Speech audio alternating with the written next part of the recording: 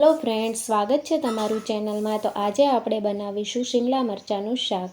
તો આ શાક બનાવવા માટે મેં 250 ગ્રામ કેપ્સિકમ લઈ લીધા છે અને એક મોટી ડુંગળીને આ રીતે ચોપરમાં કાઢી લીધી છે અને 2 મીડિયમ સાઇઝના ટમેટાને પણ ઝીણા કાપી લીધા છે।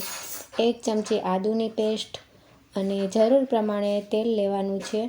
1 ચમચી આખું જીરું, ચપટી હિંગ, અડધી ચમચી હળદર પાવડર, 1 ચમચી કાશ્મીરી લાલ મરચું પાવડર, તીખાશ તમે તમારા ટેસ્ટ મુજબ લઈ શકો છો, સ્વાદ પ્રમાણે મીઠું, અડધી ચમચી ગરમ મસાલા પાવડર, 1 ચમચી ધાણા જીરું પાવડર અને 1 ચમચી કસૂરી મેથીને મેં રોસ્ટ કરીને આ રીતે ભૂકો કરી લીધો છે અને 2 ચમચી આપણે ચણાનો લોટ લેવાનો છે ગ્રેવીને થીક કરવા અને 2 ચમચી મેં દહીં લીધું છે। તો બધી સામગ્રી આવી ગઈ છે અને હવે આપણે કેપ્સિકમને મોટા ટુકડામાં આ રીતે કાપી લેવાનું છે। તો કેપ્સિકમનો અંદરનો ભાગ આપણે નથી લેવાનો, તો આ રીતે આપણે કેપ્સિકમને સ્ક્વેર શેપમાં આ રીતે કટિંગ કરી લેશું।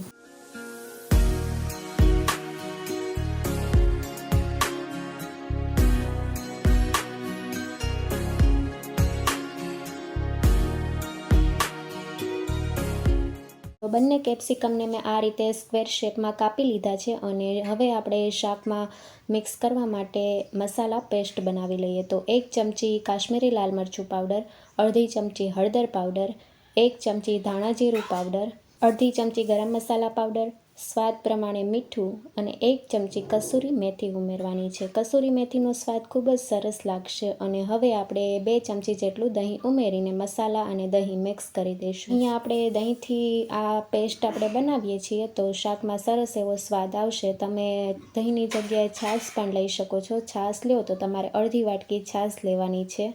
તો હવે આપણે શિમલા મરચાંને સાતળી લઈએ। નોનસ્ટિક પેનમાં મેં 1 ચમચી જેટલું તેલ ઉમેર્યું છે અને શિમલા મરચાં ઉમેરવાના છે। તો થોડીવાર માટે આપણે સાતળી લેવાના છે અને સ્વાદ પ્રમાણે મીઠું ઉમેરશું। તો મરચાંને આપણે ઓવરકૂક નથી કરવાના, થોડા હલકા એવા સોફ્ટ થાય ત્યાં સુધી આપણે મીડિયમ ગેસની ફ્લેમ ઉપર સાતળવાના છે। મરચાં હલકા એવા સતળાઈ ગયા છે, હવે મરચાંને ડીશમાં કાઢી લઈશું। શાકનો વઘાર કરવા માટે મેં નોનસ્ટિક પેનમાં 3 મોટી ચમચી જેટલું તેલ ઉમેર્યું છે। 1 ચમચી આખું જીરું અને ચપટી હિંગ ઉમેરવાની છે। જીરુંનો કલર ચેન્જ થઈ ગયો છે અને હવે એક ડુંગળીને મેં આ રીતે ચોપરમાં ચોપ કરી લીધી છે, તો ડુંગળી ઉમેરશું અને 1 ચમચી આદુની પેસ્ટ ઉમેરવાની છે અને સારી રીતે સાતળી લઈશું જેથી ડુંગળીમાં કાચો સ્વાદ રહી જાય।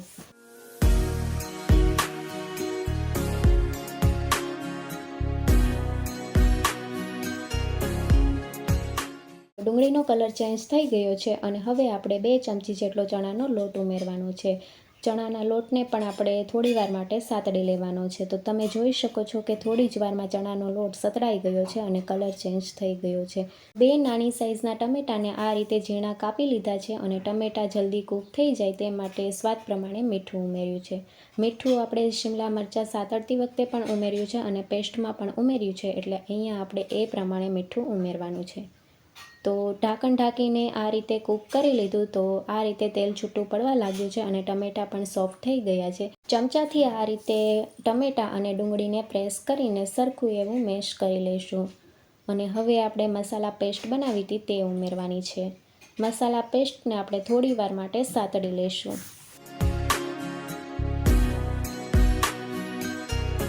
તો આ મસાલા પેસ્ટથી શાક એકદમ ઢાબા જેવું તૈયાર થશે અને હવે આપણે તેલ છૂટું પડે ત્યાં સુધી કૂક કરી લઈએ। તો 3 મિનિટ માટે ઢાંકણ ઢાંકીને કૂક કરી લઈએ। ઢાંકણ ખોલીને જોઈએ તો ગ્રેવીમાંથી આ રીતે તેલ છૂટું પડવા લાગ્યું છે। તો હવે ગ્રેવી તમારે જે રીતે પતલી કરવી હોય એ રીતે તમે પાણી ઉમેરી શકો છો। મેં અડધા કપ જેટલું પાણી ઉમેર્યું છે અને હવે આપણે ગ્રેવીને એક ઉકાળો આવે ત્યાં સુધી કૂક કરી લઈએ।